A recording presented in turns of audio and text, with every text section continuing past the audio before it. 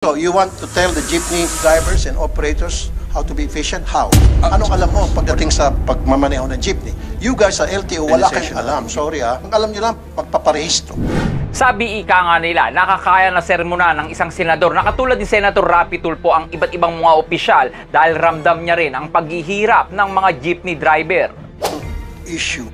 Yung unang issue na gusto ko pong pag-usapan natin ngayon, ito pong jeepney modernization program. Hindi po ako against sa modernization. Any kind of modernization is good for the country, good for the economy. Modernization ng ating AFP at PNP to strengthen our national security, yes, of course. Modernization ng ating BIR, ng ating customs to curtail corruption, why not?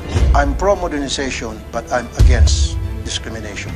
Correct me if I'm wrong. Kasi nakikita ko, ang binibigyan na reason, definition kung bakit tayo nagkakaroon ng modernization program ng jeepney ay traffic, congestion, pollution. Let's do the math. Ang total population sa NCR, private and public vehicles, umabot sa 2.5 million. Jeepney only accounts for 73,000. On the other hand, total transportation in the whole country, private and public, is 12.5 million. And only 300,000 of that accounts for the jeepney. We should not use nagkukos ng traffic ang jeepney dahil napakalitang porsyento ng population ng jeepney sa buong bansa. Bakit kinakailangan palitan yung mga unit? So, sistema lang pala. Di ayusin mo yung sistema. Hindi mo na kailangan palitan yung mga jeepney. Hindi mo na kailangan alisin yung mga jeepney dyan at maglagay ka ng bago na pagkamahal-mahal na hindi na affordable sa mga small-time jeepney operators. First po yung sa fleet management, no? But yung pagpapalit po ng ating mga sasakyan, that is because of yung EVIDA law na kailangan pong palitan na yung mga makina na dapat po at least Euro 4. So bakit tayo nagsisingle out lamang sa mga jeepneys? Ba't hindi natin gawin across the board? Bakit jeepney lang? Before I move towards other motor vehicles, Your Honor, as far as jeepneys lang, sinubukan naman ho kasi yung mga lumang jeepney dapat takbuhin as one fleet. Ang problema ko sa lumang jeepney, yung standard of level of maintenance ng bawat jeepney, iba-iba po. Nasabi niyo po kanina yung efficiency and maintenance.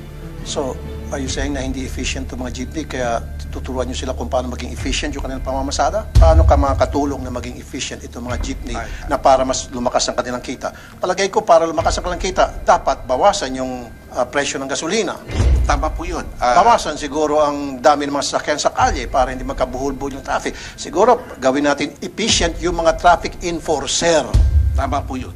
To enforce the traffic kasi nagkakabulbul ang traffic kasi kuminsan yung mga traffic enforcer natin tamad, unfortunately. I agree. So you want to tell the jeepney drivers and operators how to be efficient? How? Anong alam mo pagdating sa pagmamaneho ng jeepney? You guys sa LTO, wala kayong alam. Sorry Ang alam nyo lang, magpaparehistro, magpo-process ng registration. Pero kung how to be efficient, how to make money out of being a jeepney driver, you don't know nothing about that.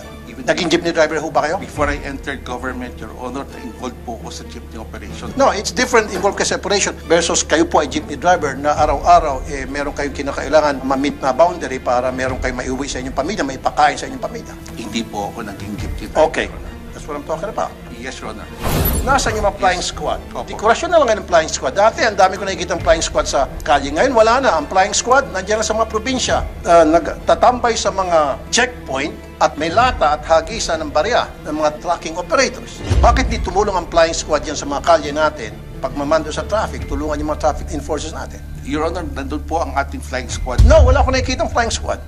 Ang nakikita ko ngayon dyan sa kalye, in fact, yung Coast Guard pa nakikita ko. MMD, of course, yung mga LGU traffic enforcers, pero flying squad, wala.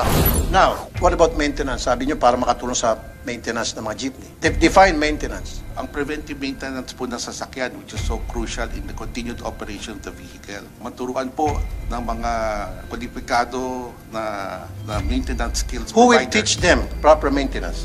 Ang gusto po sana natin, my suggestion, sir, is, if I may... Hindi, kasi, wait a minute. Yes, sir. Sabi niyo kasi, every time na meron kami mention sa akin, Opo. siyempre, i-challenge kita. Opo. And you should have an answer for I that have, challenge. So, doon sa efficiency, nahirapan ka na. Well, kasi sa efficiency, Opo. you don't tell these jeepney drivers who've been doing their job for so many years and doing all their best to make out of their pasada para meron maiuwi na magandang kita sa kanilang pamilya. So you're telling me now you're better than them? No, of course not. I mean, as far as I'm concerned, hindi. I always talk to the leaders, Your Honor, the transport leaders. Sila mo ba, sila ho may... Efficient ba yung makina o efficient yung kita? Ano pang klaseng efficiency ito? The vehicle and the system itself, Your Honor. Kaya nga, di ba, dun sa sistema na pag-usapan natin na para yung rota mabawasan, well then let's do it. I-regulate natin yung mga rota. Kayo dyan sa LTFRB, make sure na hindi na dapat na overpopulated na isang particular rota without changing the unit, without phasing out the jeepneys. You can do that, change the system without changing the jeepneys. Ang nangyari kasi, sa pag-change yun ng rota, kailangan ma-change din yung jeepney para may kumita sapagkat kailangan mag-import tayo ng sakyan from China which costs more than what is locally produced. 2 million versus 1.4 lamang pag locally produced. I understand, Your Honor, where you're coming from. By my own personal experience in talking with these jeepney operators, jeepney drivers for so long, bumababa po ako sa kalye at kinakausap po sila. I explain to them bakit kailangan magbago. Hindi naman kailangan yung mamahaling jeepney na galing China. Your Hindi Honor. nga po, sir. Okay, nandun na po, baguhin natin sistema. Nakita ko nga talaga, I for one, nakita ko na yung mga jeepney, nagkakabulbul na, nagkaka-traffic na. Kasi walang laman, nagkukos ng congestion, nakapila-pila sila, tapos kukunting pasahero sa napakaraming jeep nakapila para makipag-agawan sa mga pasahero nag-aantay. Ibig sabihin, sobrang dami ng rota. We can change that without phasing out the jeepney, the unit itself na nagsasakay sa mga pasaherong kukunti lang. Bakit kinakailangan natin i-phase out? Yun yung problema ko dito eh. Bakit kailangan i-phase out? Para may kumita. Sino yung kikita na yon na para mag-import tayo sa China na pagkamalmal o kung sakali man, sige, for the sake of argument, palitan natin. Halimbawa na lang. O bakit hindi natin i-assign yan sa mga local manufacturers, sa Rao, sa Francisco? Bakit kailangan pa talaga sa China? Nasa mga miyembro po ng kooperatiba yan kung ano pong gusto nila, kung bibili sila sa Sarao, bibili sila sa mga jeepneys made from other countries. It is of their own independent. No, why don't we make it na lang, obligahin na dapat locally made. Huwag na po import. At saka wag na dapat natin alisin yung hugis at forma ng jeepney. Wag na natin baguhin kasi nakita ko yung modernized jeepney dyan sa Quiapo. Ibang-iba na ang laking pinagbago. Kumbaga talagang binihisa ng gusto. Wala na yung paging taste of Filipino. Yung subsidy na ibibigay ng gobyerno, napakaliit. Not enough na para kabayad sila ng monthly sa mga jeepney driver, operator. At the same time, meron pa sila mauwi sa kanilang pamilya. Do the math. Magkano naman subsidy? Your Honor, Even land bank ata, sinasabi na mukhang mahirapan. na-increase na po namin to. Last year lang po, we To- made it to 280,000. 280,000 That's right. ang subsidy bibigay. Ang subsidy. Magkano isang unit? Mga 2.4 million. up to 2.4 million. 2.8. So 2.4 million ang pinakamurang jeepney. Tingnan mo yung difference. Mag-uutot-utot yung mga jeepney driver na mabayaran niya yung subsidy hanggang bandang huli. Hindi nila kakayanin. Maghikaws na sila.